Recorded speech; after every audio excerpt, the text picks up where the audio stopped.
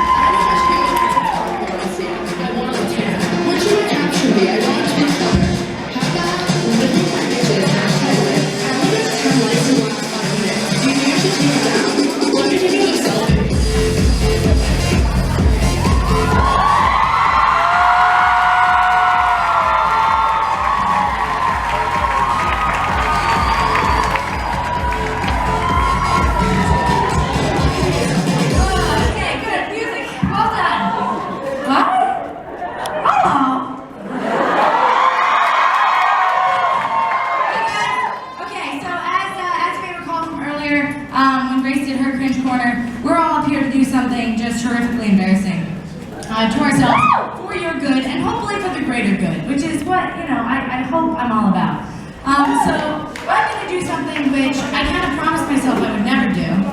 And you shouldn't break your promises, but maybe you can break a couple. That's my lesson. So basically back in my baby gay days of 2010, having recently come out to everyone I know in my immediate proximity, I joined a website called OkCupid. And I was fortunate enough to go on a handful of OkCupid dates. On one of them, I met a girl who I thought was super great, and as a subsequent consequence of my 23-year-old, 22-year-old baby gay self, I got just like blackout drunk on our date.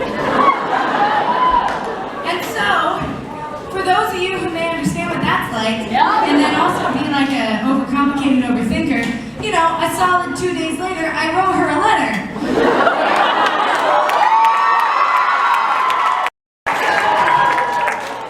Oh God! So there's a fun built-in drinking game to this letter, FYI, which is that every time I literally can't continue to read this, you should take a drink. We'll also be taking drinks from someone backstage, I'm sure. Front of stage. Right? Oh, God in heaven. Okay, so on June 28th, 2010, Hannah Hart sent this email to this thing. We haven't even heard this email yet? No, nobody's heard this.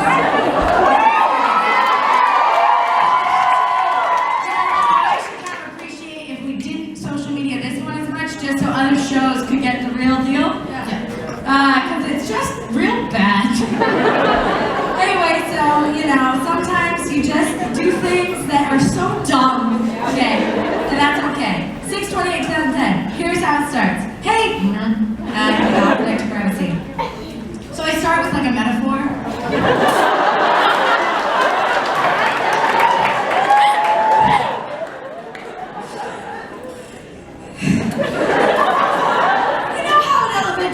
Kids would all get together and play kickball on the asphalt with all those bouncy red balls.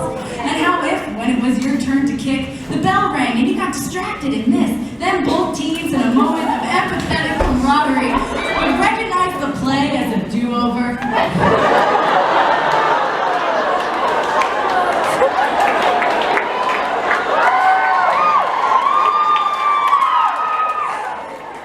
Well, I called do-over.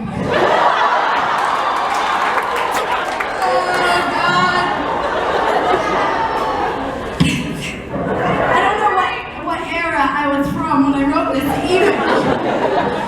But here's the next paragraph. Here's the rub.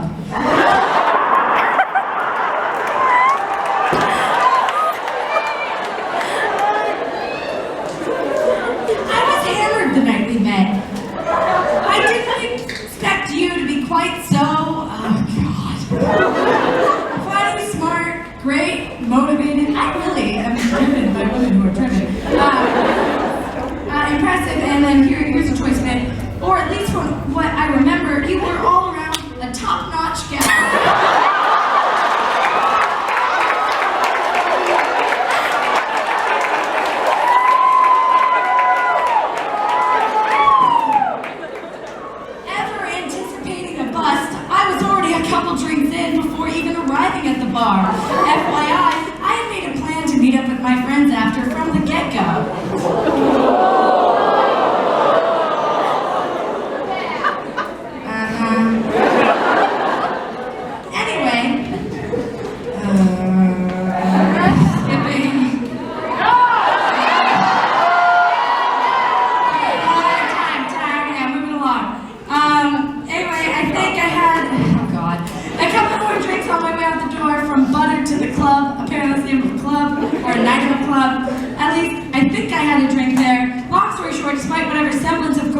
may have seen, I was at the point we met already embarrassingly drunk.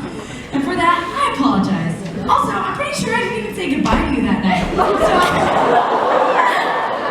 if I was rude, again, I apologize. And I'm gonna skip a lot. I'm skipping this. Skip. I'm gonna go to the last paragraph. Point being, I skipped that whole paragraph. Point being, I'd like you to meet my sober self. I like to think she's slightly more engaging, albeit just as lispy.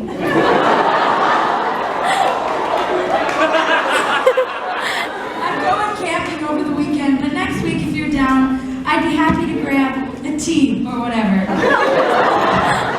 Hopefully in a place conducive to conversation. Smiley face. Take care. Yeah. Okay,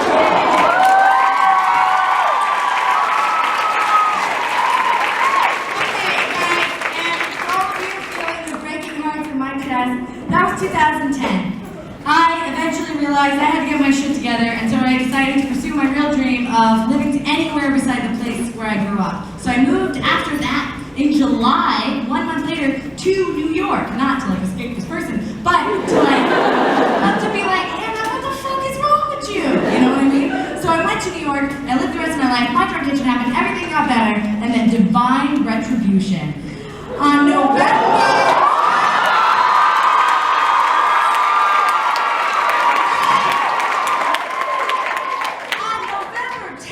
2012.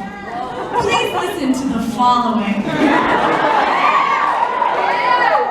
The reply begins. Fellow lesbian.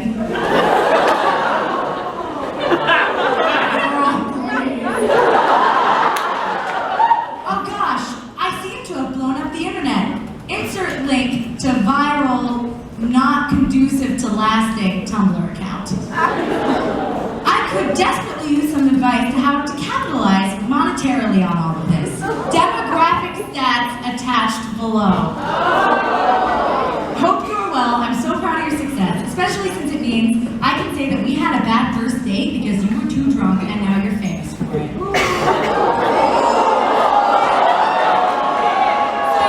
So, she's attached all her demographic stats and countries and whatnot, but I just want to say, I wanted to read this because I wanted to say this, is that no matter how big of a mistake you think you've made, maybe it's not that bad.